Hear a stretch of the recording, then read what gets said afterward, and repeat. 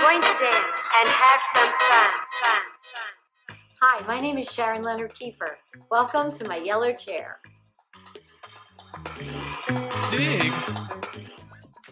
Today I'm at Perkins Center for the Arts at the Collingswood location with visual artist, independent curator, Strobe signature artist, and friend, Rachel Citrino.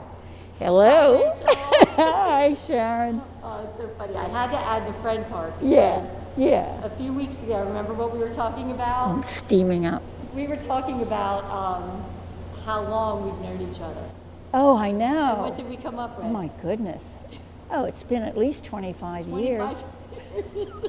And what's funny about that? And I'm only 26. How's that happen? We've chosen the same locations to live and work. I know. Philadelphia. I know. Yeah. Then you're in Rhodetown and I'm in Right, Greenwich, which is right. only a couple miles apart. And Yeah. now here we are in Collingswood, New Jersey. Isn't that wild? So, Yeah. no, weird Yeah. coincidences. Yeah. But anyway. Meant to be, meant to be. Meant to be, truly.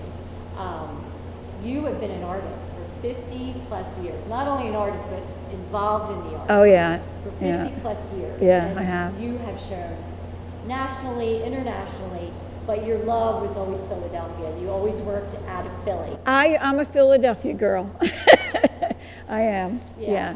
I'm living in New Jersey now, but I maintain my footprint in Philadelphia. And involved in like so many things in the arts in Philadelphia. Yeah. Well, I always maintain my connection to the Academy, Pennsylvania Academy of Fine Arts. I'm on the board of directors now of the fellowship, and that's been really good. Yeah. So I keep my hand in there. Yeah, excellent. I really always enjoyed your Italy connection. Oh, that yeah. was a group in Philadelphia too, wasn't it? Yes. First it was, years ago, Italian American Women in the Arts. Yeah. And that came about when I was doing a project of an exchange exhibit with women artists in Florence, our sister city to Philadelphia, and Philadelphia women artists, because in those years, anytime Italy sent artists to Philadelphia, sister city projects, they sent men, never women. So I was determined to change that. So I did. So have you always been a contemporary artist? As long as I have known you, you have been. Well, in the sense of the imagery that The imagery and a little bit of abstraction. I've always been abstract, yeah. Of course, when I was a student, you draw everything to perfection. That's what you have to do. Yeah. And that was great. And that's what gives you the confidence to abstract or do your own, because you have that background in your hands and in your head. And so I felt confident in doing that. And it's a matter of seeing how you see things and how you feel about things, because you can look at something and if you look past what's right in front of you, you can see all the little parts. And I like to paint all the little parts. Well, you incorporate line, oh, color, yeah. Well, line is the space. basis. Yeah. Line is like, art is line. I mean, even when you make a brush stroke, a paint, that's a line. So I got really involved in the last few years in line. And I just really got myself to really appreciate the line and enjoy making it. And I did it with a technical pen. And so it was like doing these abstract things, these really intuitive lines with a very precise tool. Of course, the lines don't look precise. It's just the tool that was precise, and I just used it to my own advantage. So that was 3 or 4 years of just doing lines, and I loved it, and I learned a lot about my work and what I want to do, and I learned a lot about how I work and the pleasure of just following a line to wherever it goes is just amazing. And I read something somewhere that you wrote that you connect ancient symbolism with contemporary art. Yeah, I'm an armchair archaeologist.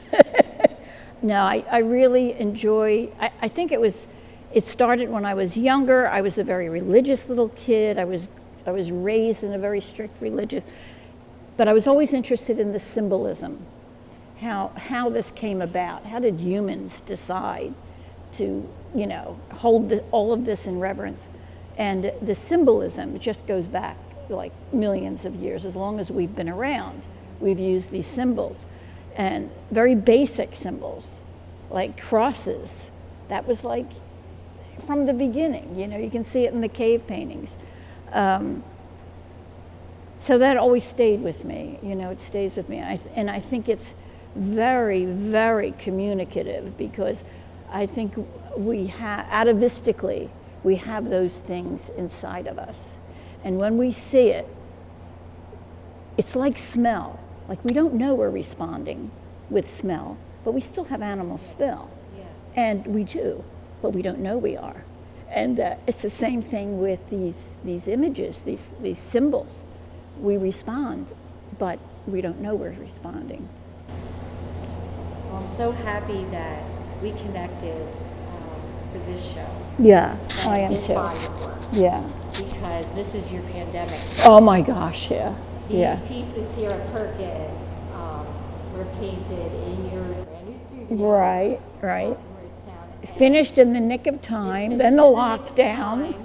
And, unframed on the walls here at Perkins it's an industrial kind of setting Right. in this gallery. And believe me, I have a relationship now with the neodymium magnet. Because, your work is Yeah. framed. Yeah. It's paint on paper, work on paper. Yeah. And it just looks so fabulous on these exposed walls. Yeah, it does.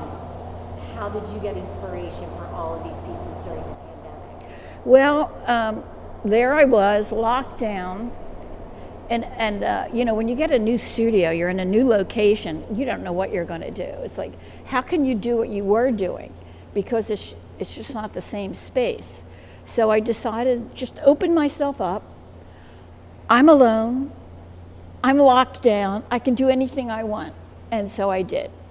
And I was at the time studying, ongoing is my study of color. Michel Pastoureau has written many, many books on all the, he's taken each color, yellow, red, blue, and done the whole history, socioeconomic history of the color, not only from an artist standpoint, but from a sociological standpoint and evolutionary standpoint. And people don't realize that up until maybe the 16th, 17th century, we really didn't have the color blue for a long time. It's a very new thing in our evolution, and bits of information like that I find fascinating. So I started with yellow, and the sunshine on my shoulder, left shoulder. The left shoulder came in because of Was it really on your left shoulder? It was the political climate I see. that did that, because not only were we contending with the virus, but this nightmare, this political nightmare. Anyway, so that's why the title.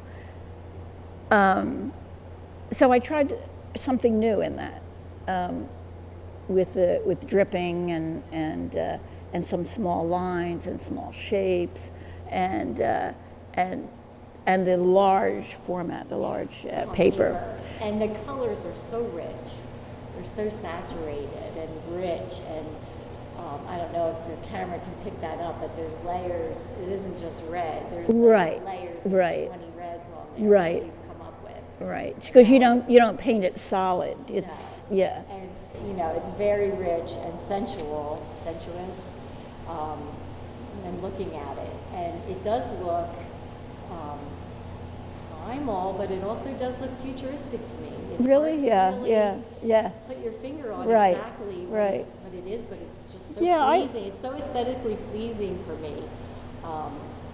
And the lines, the color has a lot to do with that too. Yeah. I like the fact that you get the futuristic out of it because, I want it to be timeless, of course. And I use a lot of ancient symbols, but at the same time, they've been around for millions of years and they will be around for millions of years, But when I was doing the Sunshine on My Shoulder, this was like the beginning of this series, and I was very optimistic, and everything was very bright and sunshiny in the studio. And then as the political thing evolved, it got very serious, and that's how this came out. This was, I guess, the symbols that I have the White House up there. Okay.